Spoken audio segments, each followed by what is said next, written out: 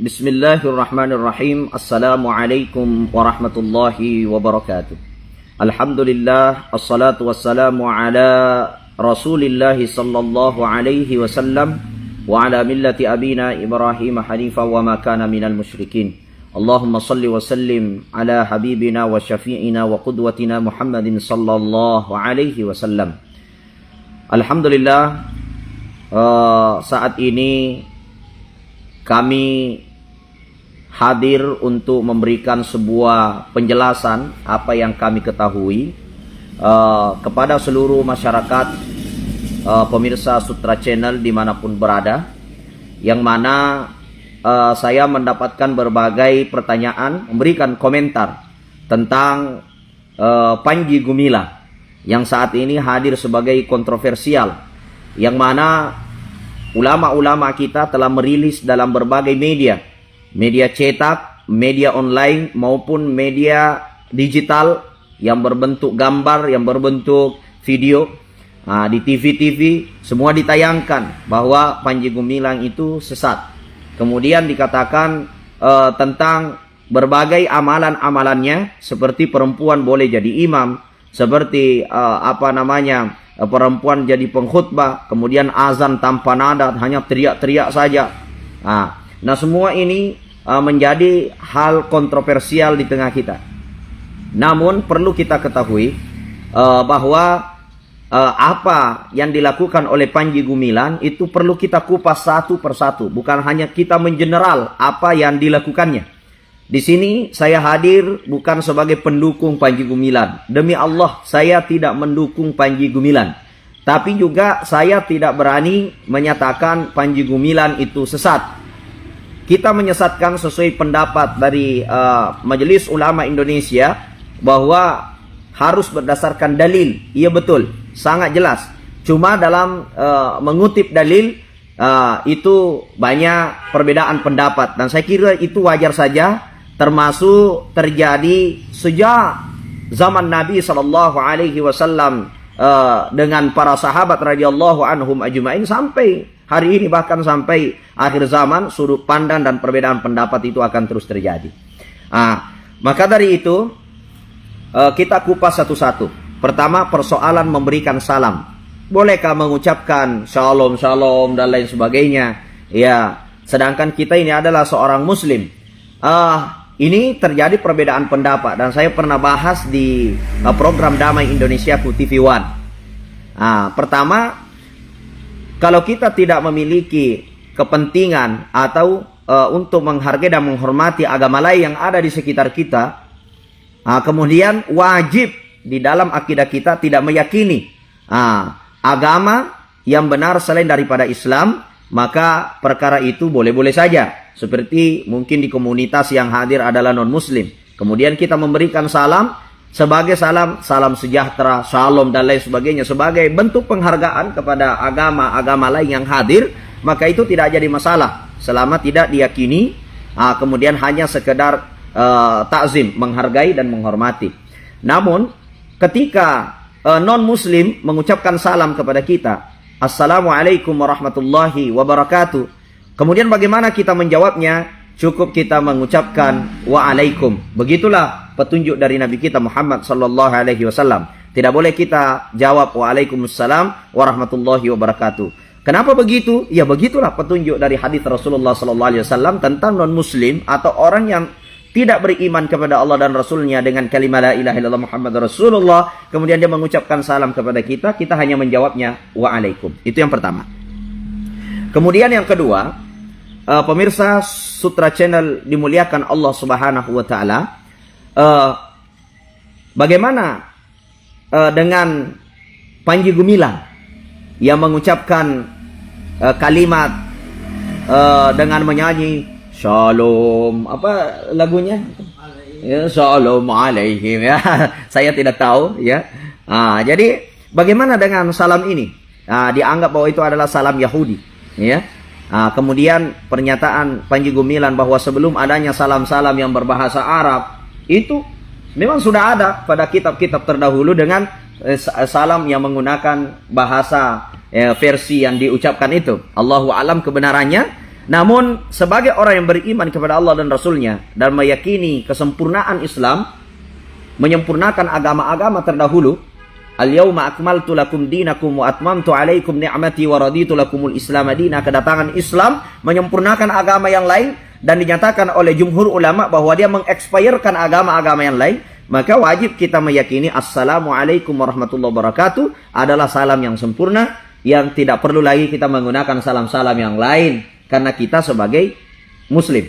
Ya, itu adalah akidah yang harus kita pertahankan dan kesempurnaan Islam harus kita yakini. Sehingga nggak usah lagi ada salam-salam seperti itu, apalagi di depan kita semua adalah muslim.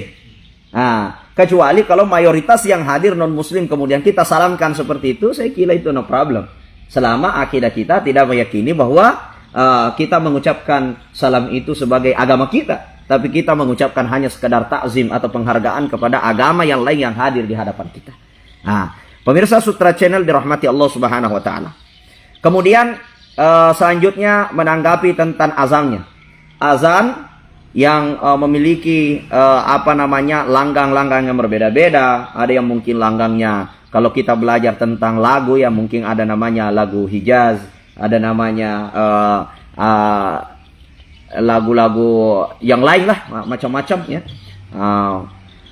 Ada yang lagunya dengan menggunakan lagu bayati dan lain sebagainya.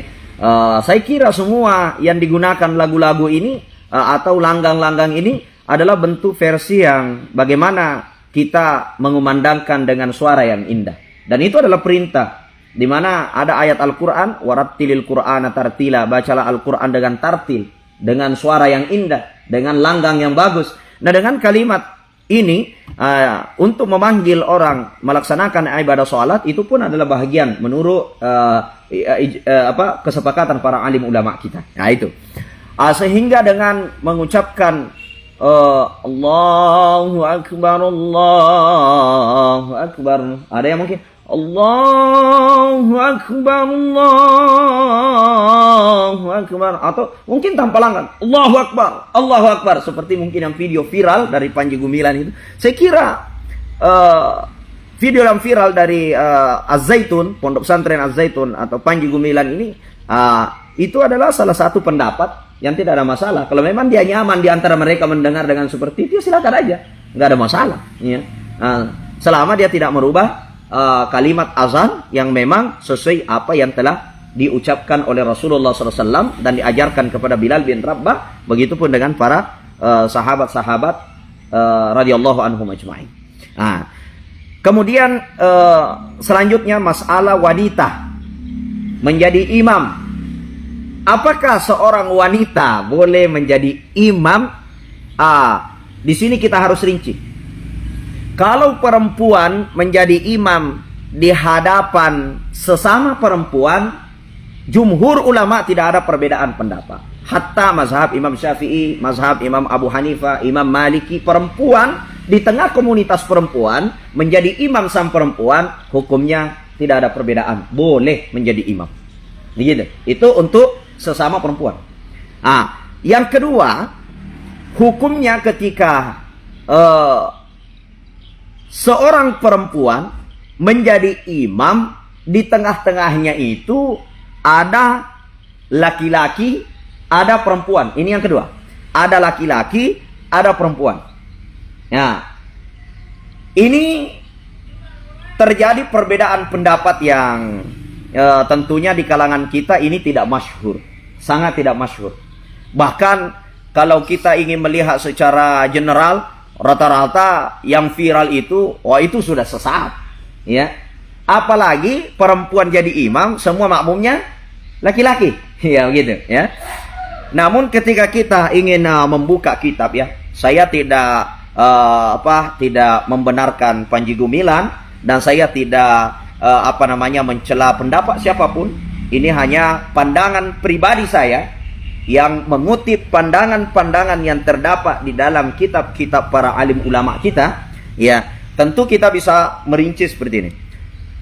Ada seorang ulama besar, ya, namanya Syekh Said Al-Kamali, ya. Itu mungkin bisa nanti dicari di Google, ya. Namanya Syekh Said Al-Kamali. Beliau adalah ulama ahli pertimbangan mazhab atau bisa disebut dengan ahli fikih maqarin, ya, perbedaan pendapat. Beliau mengutip kitab, dan kita sendiri bisa membuka kitab yang populer. Bahkan di kalangan pondok pesantren kita di Nahdlatul Ulama maupun dari Muhammadiyah yang ada di Indonesia, itu tidak asing namanya kitab Al-Majmu'.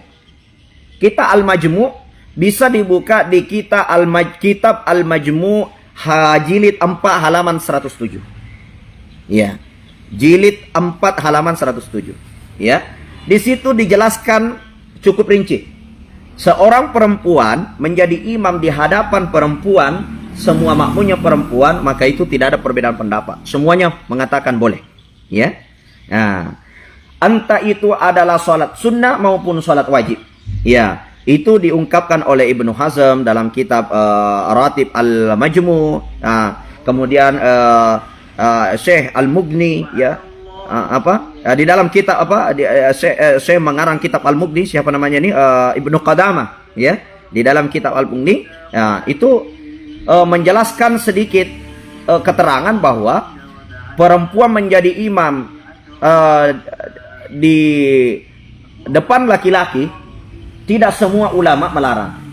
Sekali lagi, Ibnu Hazm di dalam kitab Maratib Al-Majmu' dan termasuk juga di dalam kitab Al-Mughni, Ibnu Qadamah mengatakan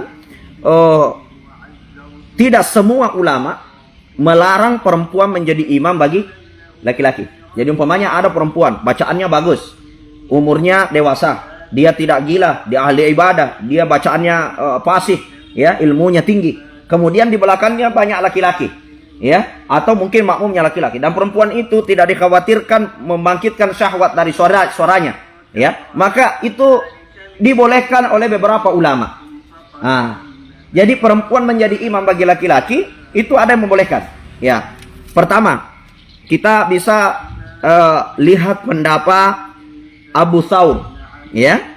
Ini Abu Thawr, beliau adalah salah satu ulama dari mazhab Syafi'iyah, membolehkan perempuan menjadi imam bagi laki-laki. Dan itu bisa kita lihat di dalam kitab Al-Majmu' jilid 4 halaman 107. Kemudian Imam Muzni membolehkan itu dari mazhab Maliki. Juga Imam At-Tabari, itu juga populer sekali di tengah kita. Imam At-Tabari di pondok-pondok pesantren kita itu mempelajari kitab-kitab yang pandangan pendapat Imam At-Tabari. Dan itu tidak melarang perempuan menjadi imam bagi laki-laki. Bacaannya bagus, kemudian dia berilmu, kemudian tentu umurnya dewasa, kemudian dia di antara mereka dialah yang paling bagus bacaannya dan tidak dikhawatirkan membangkitkan syahwat ketika dia menjadi imam, ya, membangkitkan fitnah menjadi imam, maka dikatakan oleh Imam At-Tabari perempuan itu boleh menjadi imam. Maka ketika kita melihat pandangan ini sangat kontroversial dan tentu ini tidak umum di tengah kita, ya, tidak umum. Makanya ketika kita membuka Google, tentu di kita mendapatkan pandangan ulama kita, bukan hanya perbedaan pendapat yang dilakukan oleh Az-Zaitun mengangkat imam dari perempuan di tengah laki-laki, akan tetapi itu adalah sebuah kesesatan. Saya kira pendapat itu wajar aja, para ulama kita berpendapat seperti itu. Tapi kalau kita membuka kitab-kitab para salafus saleh maupun para kitab-kitab khalaf, di mana kitab kontemporer hari ini, itu kita menumpai pandangan-pandangan para ulama. Bahkan kita mendapatkan pendapat seperti Abu Thawr, salah satu kalangan mazhab Syafi'iyah, Imam Muzni, termasuk juga Imam At-Tabari, memberikan sebuah penjelasan bahwa perempuan boleh jadi imam bagi laki-laki. Saya kira ini sebuah pandangan membuka wawasan untuk kita semua. Mohon maaf kalau ada kesalahan dan boleh dikonfirmasi karena itu hanya sebuah pendapat pribadi yang kami baca dari kitab-kitab para ulama. Mungkin itu saya sampaikan, lebih kurangnya mohon dimaafkan. Saya Asmar Lambok, mohon maaf. Billahi taufiqi wassa'adah. Hadanallahu wa iyyakum. Assalamualaikum warahmatullahi wabarakatuh.